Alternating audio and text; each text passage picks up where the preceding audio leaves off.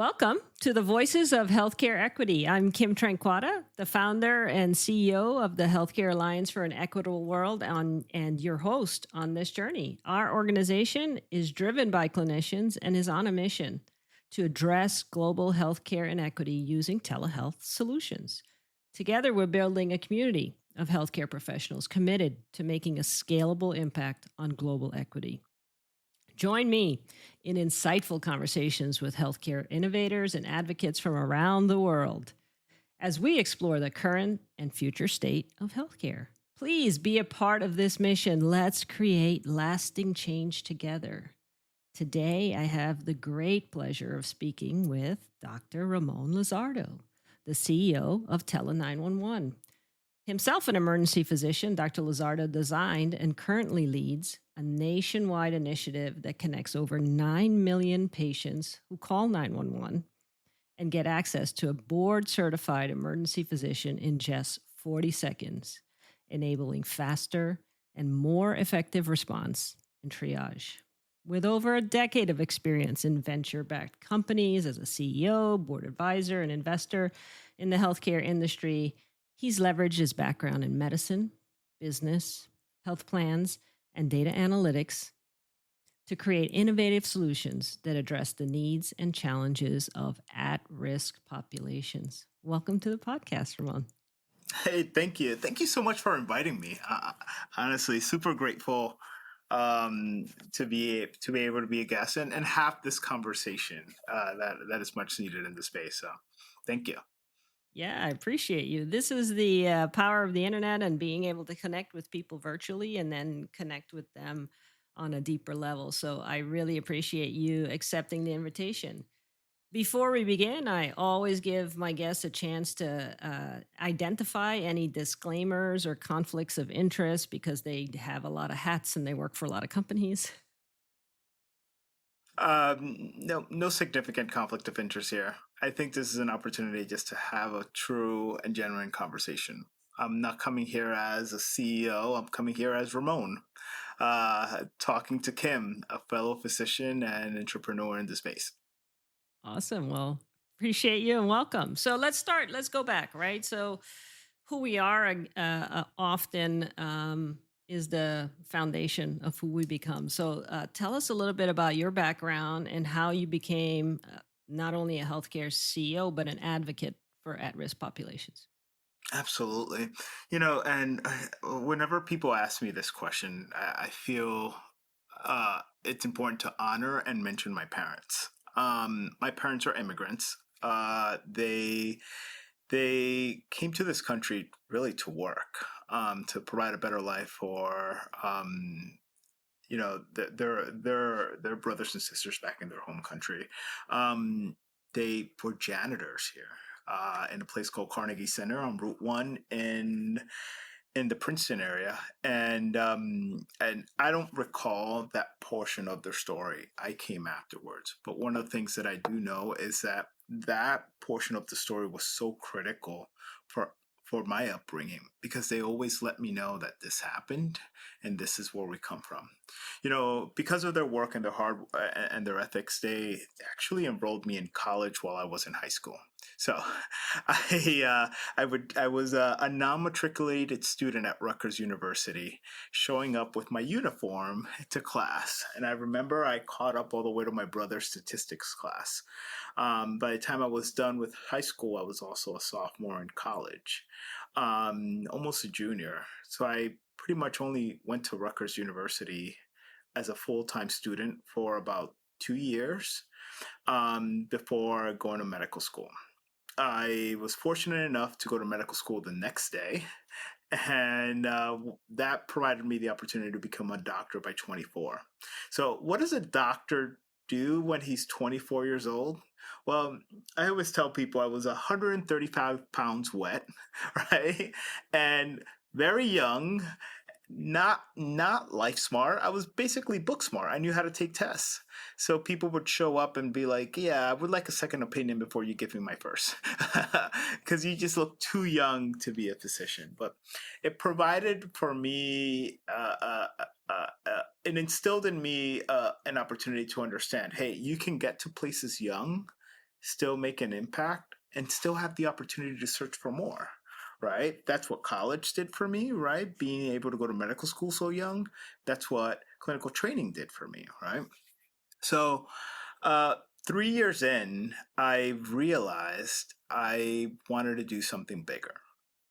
And I always heard it from my dad where you don't want he always told me you don't want to be part of the service industry.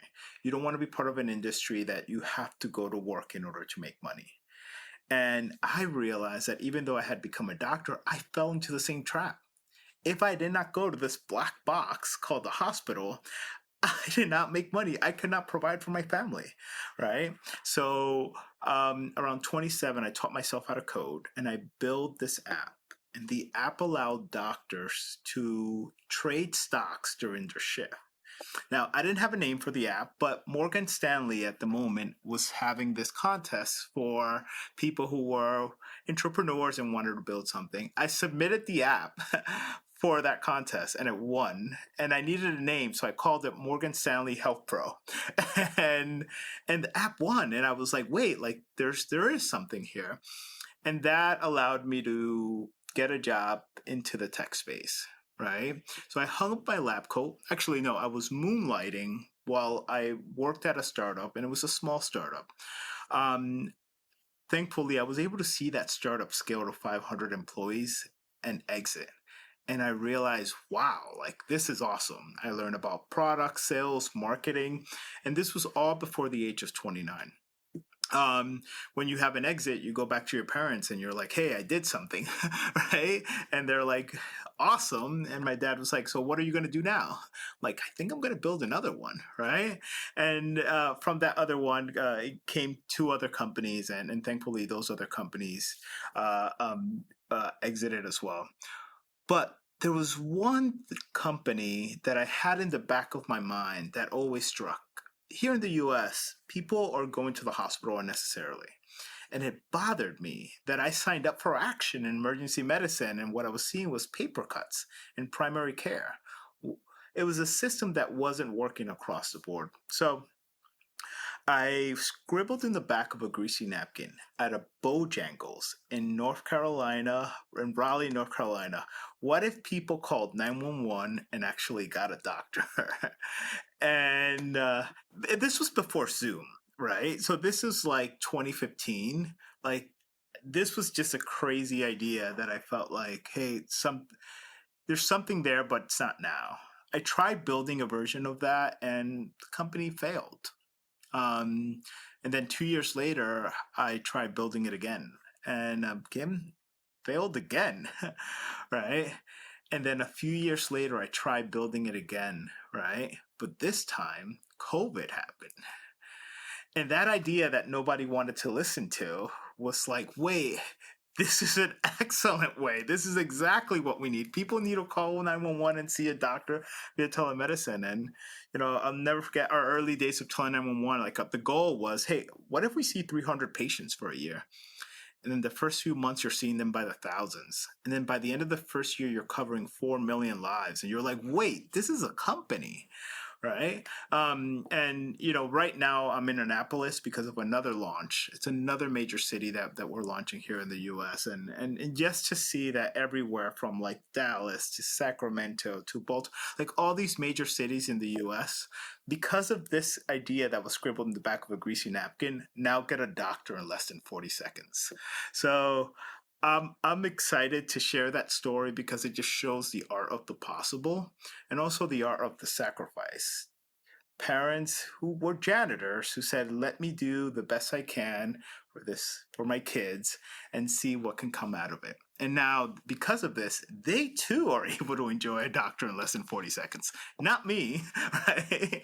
Our network.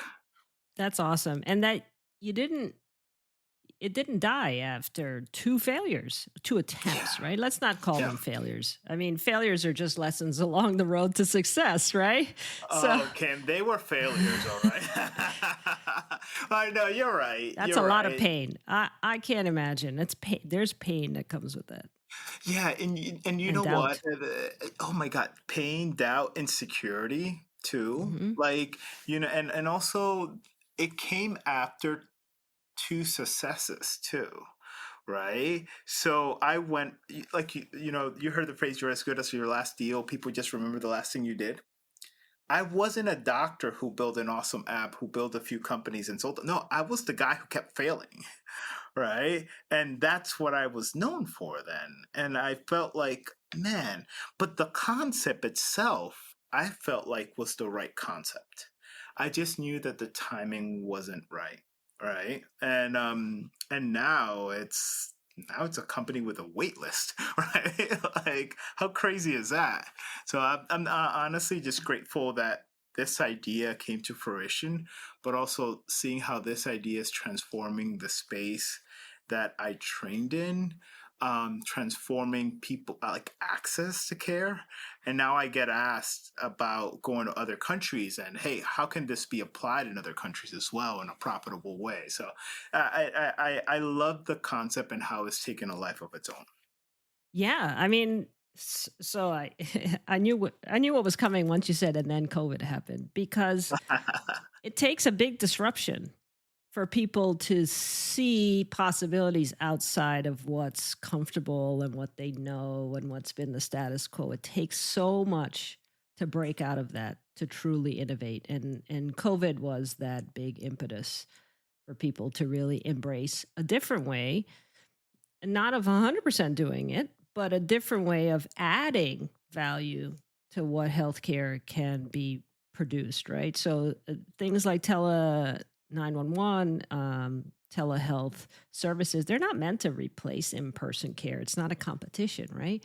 What they're meant to do is help us do in-person care more efficiently and then give more people access to the specialists, the same specialists that you get to see in person that never would have seen them before. Exactly. You bring up such a great point. Some of the locations that Tele 911 is providing services, it's a 2-hour ambulance ride to the nearest hospital. So, because of this access, they no longer have to take out an ambulance for 4 hours minimum just to transfer the patient. They're now bringing the doctor to their household. And if we just capture that idea, it's like there's some remote areas that we're in. Kern County, Bakersfield doesn't have. Walton County, Florida, right? Like some of these places are so remote that and it's only going to get worse now with closing of rural hospitals. But like I see this as, wait, we're bringing in the best care, literally board certified emergency room doctors from their state to their house on this $1 million ambulance, right? That has everything you need from EKGs to X-rays. They could do an IV. Everything you're gonna get at the hospital, you have it there in your house. And the wait time, 40 seconds. Like, how cool is that? That is very cool. And especially for the people you're describing, right? The people that are 2 hours away, the people that have transportation issues, they have physical ability issues, lots of barriers to getting to care. And what I really appreciate about the fact that Tele 911 and applications such as Tele-Emergency Care and what we're doing for the first time helps doctors that are used to working in a hospital, patients coming to them Yeah. to get care, get the x-ray, get the labs. Now they're in the patient's home, and that's helping them have a whole different understanding of what it takes for that patient to actually get care and actually get better, which first of all, it's good to share that perspective, right? Because now they have to be involved in the social determinants of the patient's health, but they can give better care because now they can Absolutely. help. Now they can help navigate some of that stuff for the patient. There's a huge learning curve and a discomfort that people feel, I think, when they Yeah, first do this work, right? Because now they have of to do course. something they've never done before. So, what a Exactly. great opportunity. Absolutely. Well, and I think you brought up a really good point. Also, for the first time, the providers are looking at the surroundings. Just like you and I are able to see what's behind, these physicians are able to tell, wait, this person looks the show. right? Oh, this person has stairs and she keeps falling. Hey, where's your bathroom? Oh, it's upstairs? Okay, let me send you a commode, right? That way you don't have to go up every day because like it's it's so important because a patient walking into a hospital is not going to say that. It's not going to show a picture of that. They don't really know, right? Also, you're seeing the dynamic of who lives with them, right? I've seen some of my doctors say, "Hey, who's behind you? Oh, that's your daughter. Hey, can you bring her in? I see that he has an appointment tomorrow. Are you able to take him at that time? Great. I'm gonna call you after the appointment. You tell me how it went." Right? So you're engaging them when, and if an ambulance just takes them to the hospital, a lot of times they're alone, right? And it's just like you don't have those advantages to be able to visualize those. And then on the topic of social determinants of health, like, so much of what we do is treating a situation based on something that happened in their environment, right? Like ER physicians, oh, a dog bite. Wait, where do you live? Why are there dogs biting people, right? Like a knife fight. Wait, where do you live? What? But if you're getting a visual of it and the medic's also telling you, hey, this is the situation, when it comes to social determinants of health, you're able to go so much further. Wait, you're not in a safe place. How do we help you get to a safe place? Right? Like, what do we need to do in order to make sure?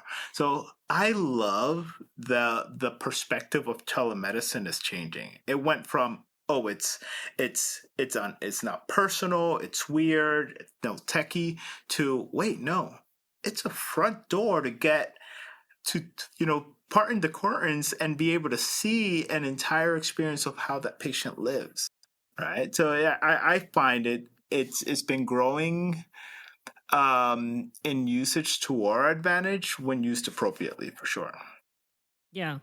And I think it's an opportunity, a welcoming for physicians doing this kind of work to start becoming advocates and more involved in addressing these things. When you do tele-emergency care, for instance, when you're in an ER, right? For years, I've been practicing for 28, going on 30 years.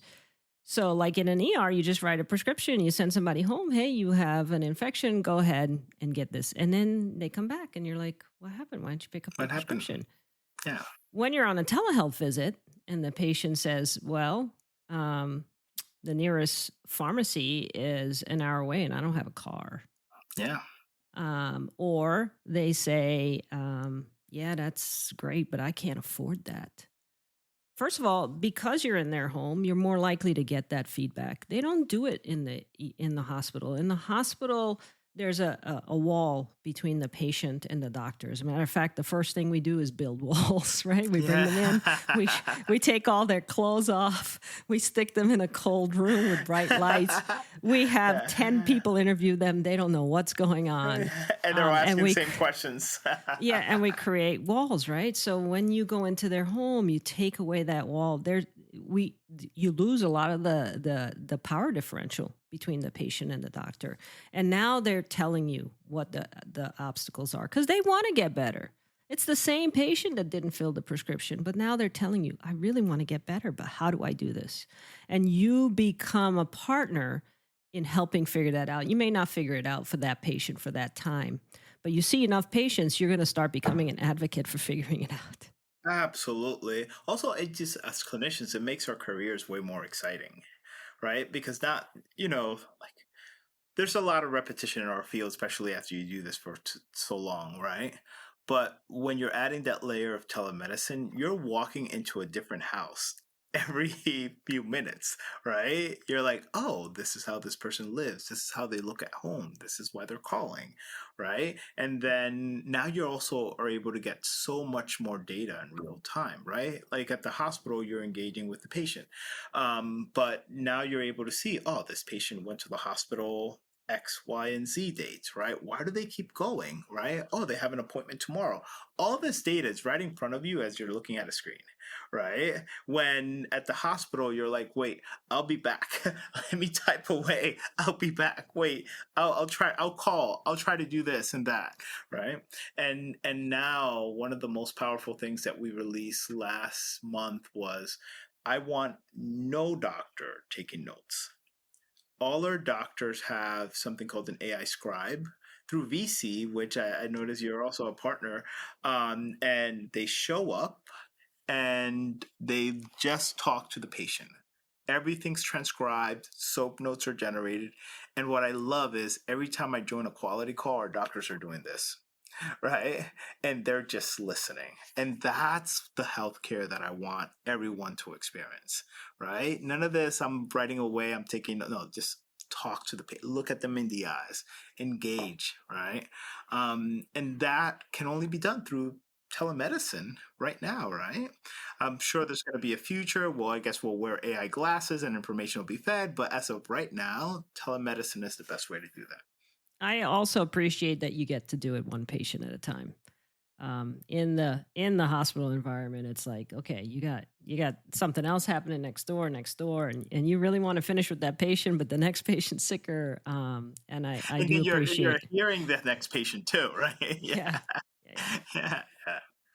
yeah. It is a lovely way to kind of go back to that one patient is your priority for that period of time until the next one. So And they feel it. They feel it.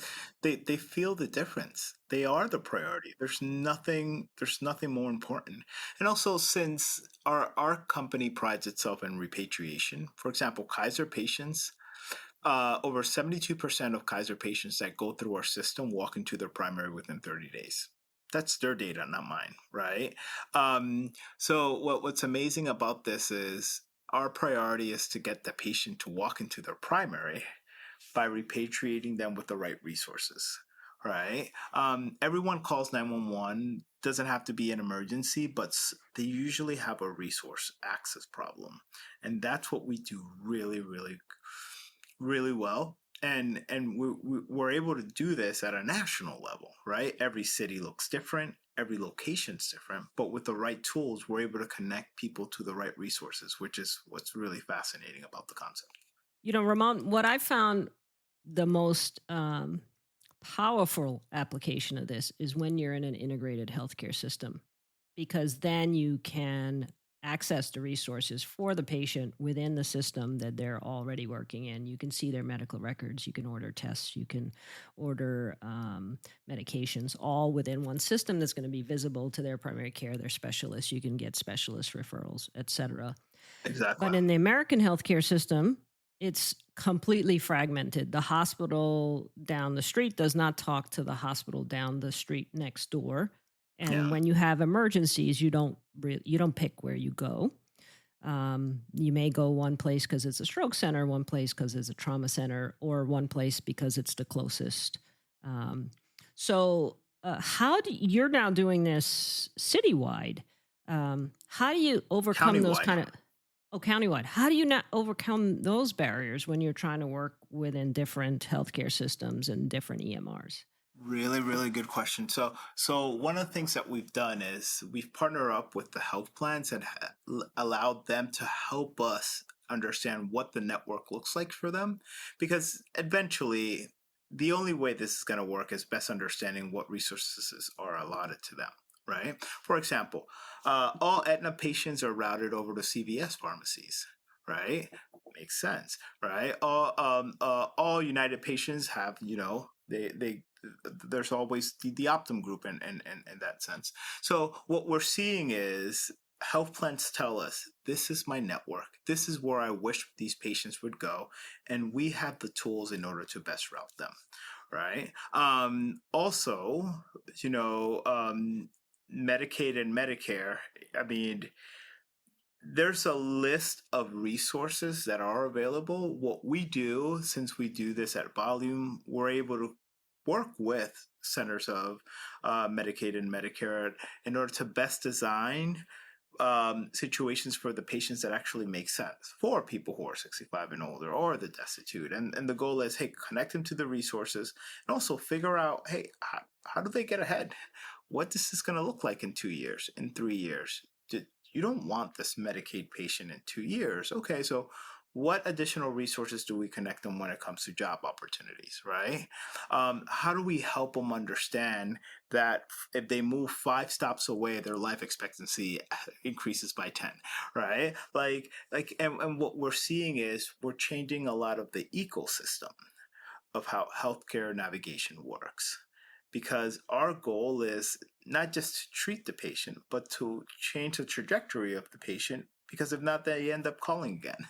And then we didn't do our job well.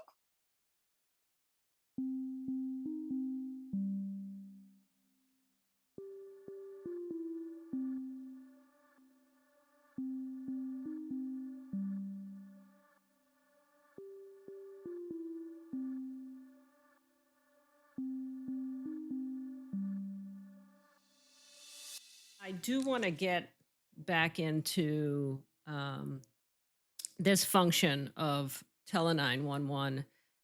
I know you think about this, I think, a little differently than emergency medicine in person, but it is very much an extension. It sounds like of Yeah. in-person emergency medicine, right? Emergency medicine has always been the safety net for everything that isn't working in healthcare and society. And now it sounds like with tele 911, you're the virtual safety net even closer to the patient than we were before. And it makes me have a lot of questions and concerns around what do you worry about with the new changes in federal funding for Medicare and Medicaid? We anticipate that that's going to be millions more uninsured patients. We anticipate those millions of uninsured patients are going to be accessing 911 to get health care because they don't have another option. It's the only place in the United States healthcare system that everyone has to be treated. And I really don't want EMTALA to go away, actually, because all we're doing is discarding people that need health care if EMTALA goes away, No. which is a real possibility. Do you have any concerns, thoughts about challenges that might be coming your way in Yeah. this new disruption, right? Maybe this is COVID 2.0 and great innovations have come out of it, but let's see.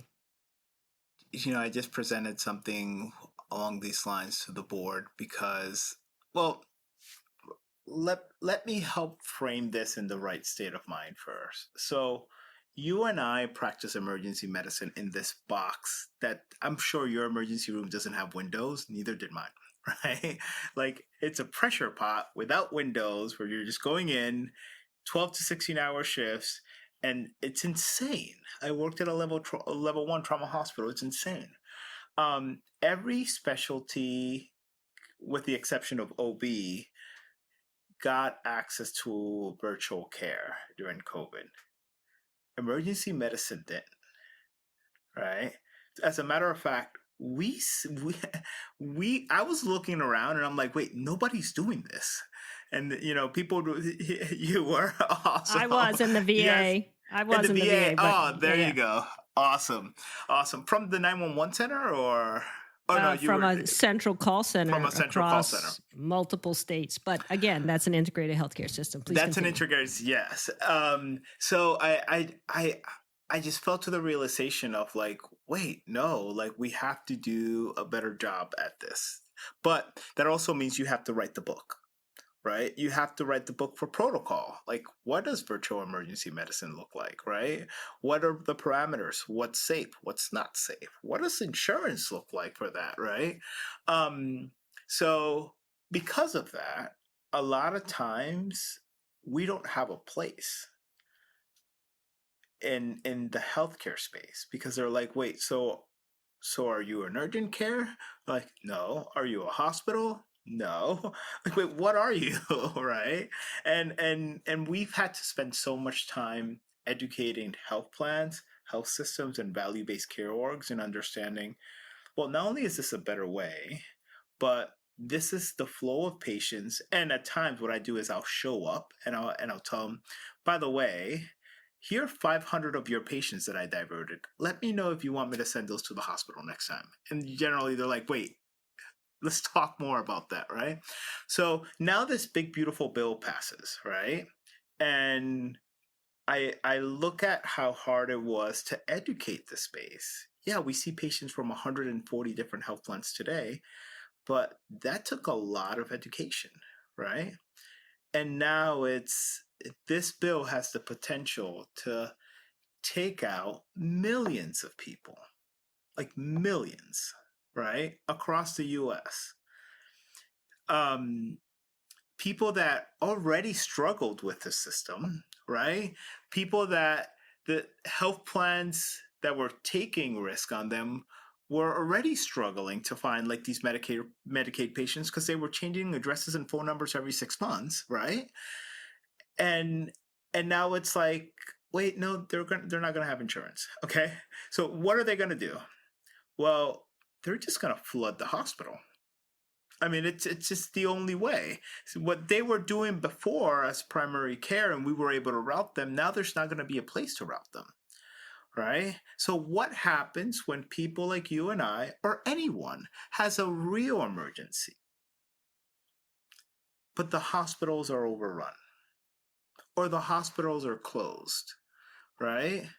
And I was presenting this to the board because one, we want to forecast correctly, but the overall argument that we understood was now we're even more needed. Yes. Right? Now it's not the time to worry. Now it's like, wait, no, now we're cementing our place as a basic utility now, right? Correct. Like this is hospitals are closing, we need to be there, right? To fill in the gap. It's also Hospitals are time for overrun, verticals. It's also right? time for your verticals. Right, exactly, exactly. So the conclusion we came up with is now is our time, right? So now our work, first of all, I didn't think the bill was going to pass, but I think many people didn't. But now that it passes, wait, like now our work has quadrupled, right? And when I said we have a 2-year wait list, we do. There are 9 other states that want to come on board. I'm trying to build a healthy company so that I don't just onboard the whole US. I want this to be a sustainable long-term company. And you don't want to lose your value, your quality while you're trying to scale. Oh, as you're trying to scale too, You right? have excellent quality. You don't want to lose that trying to scale Yeah, prematurely. yeah, absolutely.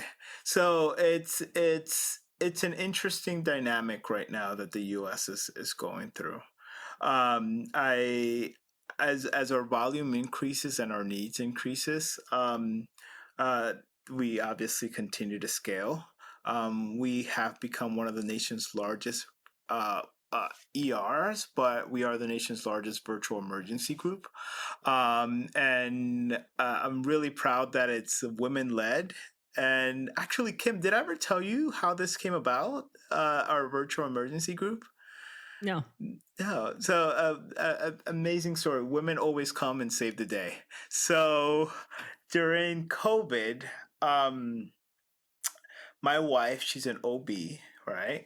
And we rock, paper, scissors, shoot. Who's going to stay home with the kids, right? Um, I lost, so I had to stay home, and she went and served. I don't know if that was a win or not, but when it was her turn, she was like, "Wait, this is not fair." Like, and I was like, "You know what? You're right." While we were building the company, I realized, wait, there are moms that want to work and take care of their kids. But emergency medicine doesn't allow them to do that because they have to go into that box. And the first month we put on a flyer and we were like, hey, we just want moms to come and work at Tele 911. And that first month, only 5 showed up. I don't know what happened between the first month and the second month, but by the second month, about 100 showed up with their babies to the interview saying, hey, Timmy takes a nap between 2 and 4. Can I work a fraction of a shift? And I was like, yes, right? But what happened was our wait times went from 5 minutes to 4 minutes to 2 minutes to 1 minute because all these moms were flooding our system saying we want to work and be parents. And now, like now, I it's funny, we had was it the ninth? No, we're on the 11th and we're going on the 13th Tele 911 baby from, from our doctors and directors who've had babies here who've been able to practice emergency medicine. And some of them are seeing thousands of patients. Like they've turned this into full-time jobs now and be able to be present for their family, which wasn't even a hope for many entering emergency medicine, right? So it's amazing how it's transformed even that landscape. So I was fortunate to be part of tele emergency care's expansion in the VA during COVID. So Nice. we actually took doctors who worked in the ERs on a regional level, right, across 3 states and 8 hospitals. And we'd say, hey, you do one of your shifts in telehealth, right? And they would do these tele-emergency care shifts where the patients called a call center and they were connected to us in less than 10 minutes. And we've, similar to you, found that we could resolve upwards of 75% of their care needs Oh wow. on a phone call. But most importantly, right, this was an integrated healthcare system. It wasn't just about diversion when appropriate, but we also found people that had emergency medical conditions that were thinking, hey, we had a guy that was like, this is heartburn. I'm not going in. We're like, sir, you really need to go in. You're really high risk. The Yeah. guy goes in, he gets a 4-vessel bypass the next day. So you Wow. literally can save people's lives by having the expertise in their home, helping them make an informed decision. Do you need to be in a hospital? Do you not need to be a hospital? And think about what it can do for a healthcare system of making the ER the place for real emergencies because they've been screened by an ER doctor before they come in. Yeah. And people that don't need an ER, they don't want to be there. The patients don't want to wait in our waiting room for 6 hours. They have no interest. They just don't have an option. And you're giving them an option to get the care that they need. But it needs to be the right person making that decision. I want to stress that it needs to be the right specialist. You do not create a filter that has huge holes in the beginning and expect it to be safe. It has to be the right specialist right at that point of entry. Power to nurses, but I've seen nurse lines make terrible mistakes. As a matter of fact, I got called the other day for advice because there's a company that sent a cardiac arrest to a nurse line. And I was like, oh my God, like why would we do this? Right. So just for context, all high risk AMAs in California, Texas, and Florida, and the locations that we're in, when the patient doesn't want to go to the hospital, the protocol is they have to bring in tele 911 and our doctors have to see them, right? And we are 6 times more likely to convince them to go to the Right. hospital Right. because there's been situations where the patient's literally having a stroke and they're telling the medic no, right? And then the doctor's like, no, like I need you to come in now. You're having a stroke. If not, you are going to die, right? And what we've also realized is because we're avoiding that delay in care, right? Not only are we able to save lives, but health plans are like, please do that, Mm-hmm. right? This was going to be a $50,000 bill. Now it's just a fraction because you convinced them to go, right? So I think it works across the ecosystem. But as you said before, I stand by that statement so much. The right level of care, the right specialist. Do not play with that. I think there's some companies in the space right now really playing with fire, and I think Absolutely. it's completely irresponsible. Correct. Yeah, when we worked with a nurse line, the nurses, they come to work wanting to help people. They come to work wanting to do the best job they can. But a lot of the decision tools, and this concerns me about some of our AI first modalities, right? The decision tools actually removes the ability for the nurse to make the decision because they have to ask the questions the way it's asked and go through the algorithm the way it goes through. And it doesn't matter what their gut is telling them. It doesn't matter what their training is telling them. They have to do that. And so you have removed the clinical decision making from the nurse. Yeah. I can't tell you how happy it made them to know They can simply press a button and then an ER doc would be on the other line and be able to help that patient. They want to do a good job, but algorithms, the best algorithms, companies come and they make great promises, right? But the best algorithms are like, yeah, we're 85% accurate. Oh, we're 90% accurate. Dude, in clinical terms, that is 100% unacceptable. Failure. That means Yeah. that means you see 100 patients a day and 10 of them are going to have a bad outcome. That is not That okay. is not gonna work. Oh my god! Not okay. I love that you brought that point up because companies say that with so much pride, and I'm like, until it's your mom, right? Like, until it's you, like, what not to do? Yeah. We don't play in the same mathematics department in clinical medicine. It's funny because that same company that sent the cardiac arrest to the nurse line, they said it was just one because they saw how angry I got. A lot of this design that they were using, I developed, and then I said because I I don't want a link being sent from a 911 center to a patient unless we can take vitals, right? It's irresponsible, right? So they said it was just one, and I was like, if like you and I are not on the same side of the track. Like you don't understand that one life. It's one life. You failed. Your company. It's a failure. That's how I see Correct. it. Yeah. Yeah. We definitely have different standards in healthcare than in much of the commodity world, right? We really it's definitely a line we have to walk in the telehealth space because people want to act like it's a commodity more than it is. I'm excited by the fact that your wife is OB and that you bring up the fact that OB hasn't made it to telemedicine because I'm bringing it. I'm bringing it Yeah. internationally.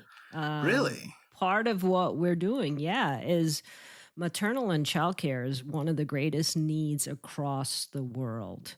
Right now, 78% of all the doctors in the world, Ramon, are treating 16% of the world's population in places like where we are talking right now in the US and Wow. Europe and Australia. That is an immense, huge disparity. Did you say 78% of all the doctors are treating 16, 16? 1 6. What? Oh So, wow. in the global south, maternal and child care and access to an OBGYN is a huge issue. And so, one of the things we're doing with Healthcare Alliance for an Equitable World is making sure that the midwife in that clinic that's 2 hours from a hospital, and the only way to travel is by motorbike on a dirt road, Oh has wow. access to an OBGYN when that patient has an emergency to help guide them to save lives, mothers' lives, babies' lives.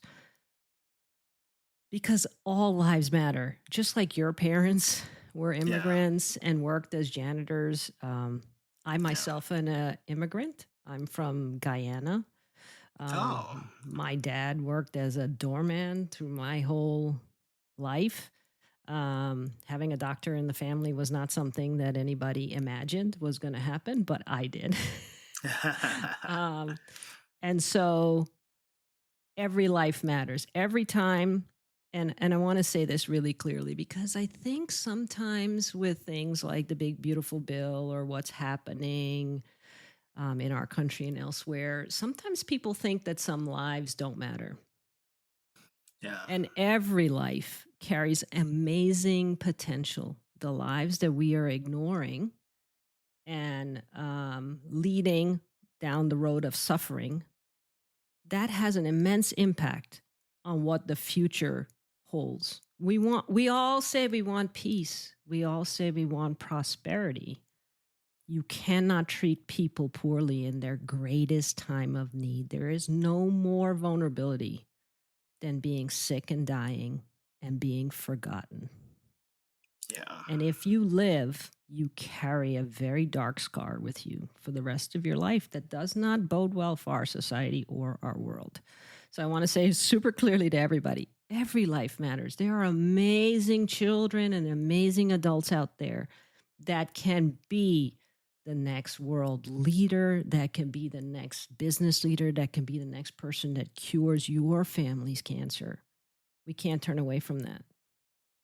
Absolutely. And it's funny that you mentioned, well, it's not funny, it's humbling that you mentioned your dad was a doorman and my parents were janitors, because I could imagine people walking past them as they were cleaning the toilets and thinking, like, I feel like feeling bad for them, or not seeing them, right? Or simply not seeing them. And just one generation over, I end up creating something that provides access to millions, tens of millions out, right, of care, right? And by the way, Kim, I live 7 minutes away from the toilets they used to clean. And I purposely bought a house in that area, Yeah. Wow. just because it just goes to show one generation, right? And I love that you make such a strong statement that every lives matter, because one of the most jarring things about 2025 is that it seems like, I mean, I travel a lot. I mean, my wife and I met serving the poor overseas, and when we speak to other people, they understand that there's a decision making here that has a disregard for life, and they're trying to piece it together from the nation that we've historically have been. And it's not something that I can best explain. It's not something that I even try to engage in. But just I always say I am what someone from the U.S. represents, and I hope my humanness and kindness is the light that people see when we go abroad, right? Because you are right. Like, we are making decisions that treat people as, I think it started a few years ago. We treat women as if they have no rights, with no regard, right? And my wife got the brunt of that when it comes to access to women's care, right? And now we're treating just humans who pay taxes and help build our society as, no, like, they don't deserve the care. The care is deserved by X and Y. And this is why I'm so proud of telling 911, because it doesn't matter who calls. Like, you could be black, white, old, young, Spanish. It doesn't matter. We service patients and we have translators for 114 languages, and we're keeping it that way because we know people from around the world are here and they have a need, and we want to be able to take care of them every single time. And you're building the blueprint for what the other 84% of the world is going to get, hopefully. Yes, exactly. Exactly. We just need to do it fast enough. I think it's the thing. Right. 100%. Yeah. I've been asked by healthcare leaders in other countries, what would a system like that look like in other countries? And first of all, it's humbling, right? Remember, this idea was scribbled in the back of a greasy napkin, right? Not too many years ago. Um, but it's humbling to see now other versions of this, right? And I'm like, wait, no, it is catching on. It is providing access, right? And as someone who, so I survived the earthquake in Haiti, and I was able to serve there as a health ambassador. And when we're saying, hey, it's really you, there's no access to anything, right? I remember my clinic, my clinic was a tent, and when I say a tent, I mean like a camping tent, right? The tools that we had brought us in, and I mean, those few days we were marking patients. Like, we hear stories about that, but I mean, marking patients based on probability of survival. I mean, there was over 200,000 people that died on that. And it changes your worldview for sure. But when I was there, I had access to very limited care, right? And that was in Haiti during an earthquake. The shameful thing is, there are people all over the US that have less access than that.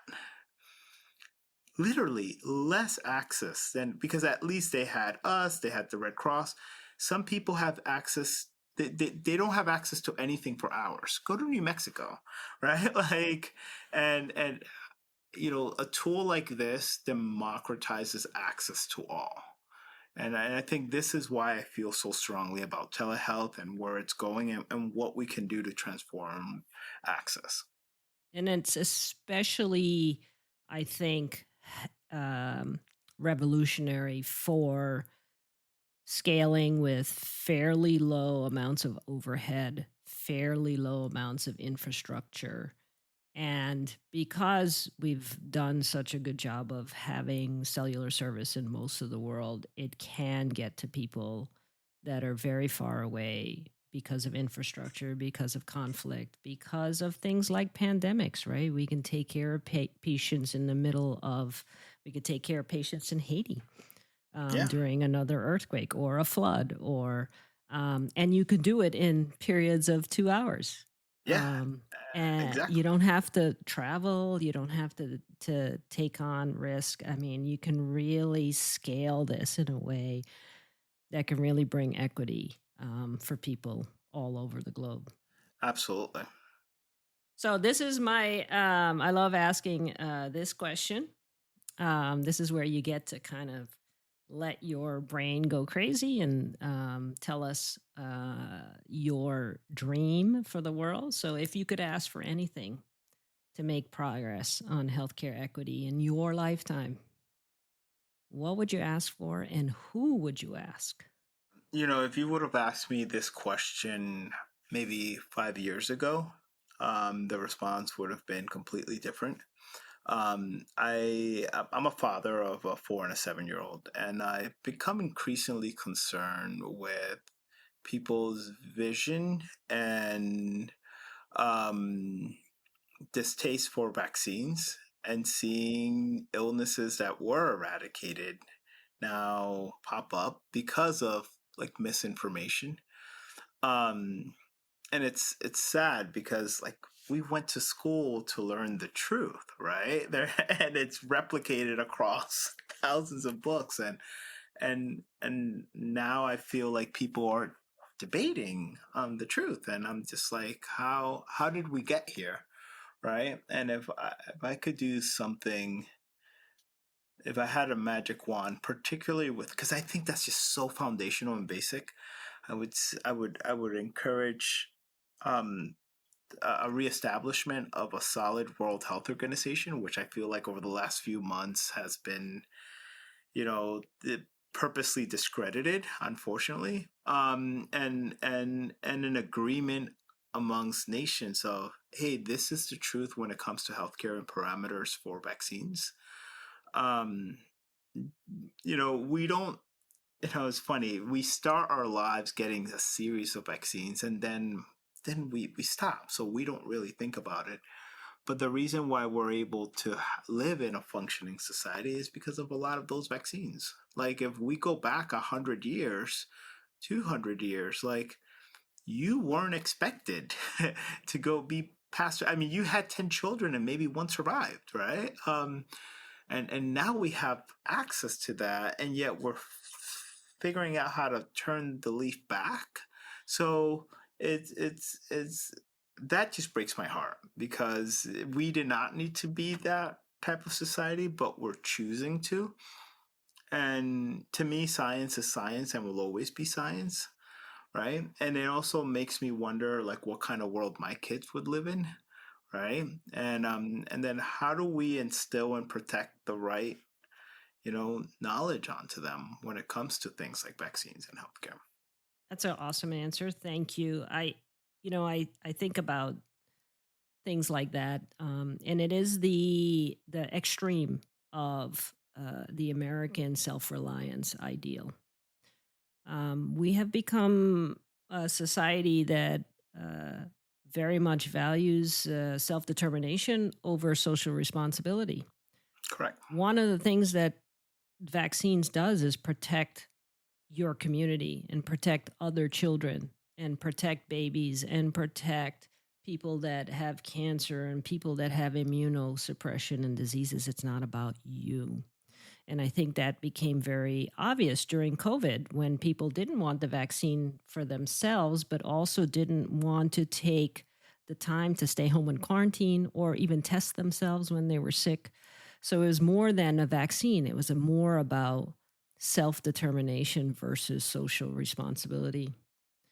And that is a very troubling future for a society that wants to be free and peaceful and prosperous, right? It's really difficult to do that if people aren't caring about each other. And what bothers me the most is that the children will suffer. The people making these decisions have already been vaccinated. Most of this is not going to impact them, but it will impact the babies who are Yes. not getting vaccinated. Yes. And what a lesson to Or the use your babies that children. can't get vaccinated, right? Because listen, if you don't want to, I feel bad for your kids, but if you don't want to vaccinate your kids, that's on you. But my baby can't get vaccinated yet. Right. So your kid is going to affect my kid. Oh. And it's things like this that we just have to be clear and honest, you know. And it's even worse when I see clinicians, like actual clinicians, support initiatives like that, and I'm just like, okay, now we've really gone off the deep end, you know. Yeah. Fortunately, I think it's a small amount looking for an identity, but that's for another discussion. So there you go. Tell the audience how they can connect with you or with Tele 911. Yes. So if you are in the U.S. and if you are in California, Texas, Florida, Maryland, call your town. Call your fire or EMS department and ask them if your town is Tele 911 ready. Our goal, particularly for those 4 states, every single county should be Tele 911 ready. It does not cost the county anything. We literally provide the service for free to the counties, and we bill your insurance. It does not cost you something either, right? So call your county, go to your municipal complex, ask for your EMS director and ask, hey, is my town Tele 911 ready? If I call 911, will I get a doctor in 40 seconds or less? If not, tell them to contact us. That to contact is awesome. me, yeah, my personal my Tele 911 email is Lizardo, Lizardo at tele911.com. I love engaging and hearing stories. So feel free to reach out to me directly. I tend to respond too, which surprises people at times. So yeah, feel free to reach out. Yeah, I mean, you can clearly tell even during this conversation that you are very magnanimous with your time and energy and love to connect with people. So we appreciate it. It's been a great conversation. On this podcast, we highlight the voices of innovators, leaders, advocates, and authors who are championing change and equity in healthcare. If this sounds like you or someone you know, we'd like to hear your story and share your voice on our show. Contact me at drT@haew.org to secure your spot on the podcast. Listeners, please, we need your support. Share today's episode with a friend, leave us a review, share your thoughts. If you're interested in being a guest, email me. And then, of course, visit our website, https://haew.org to learn how to join us, partner, or contribute.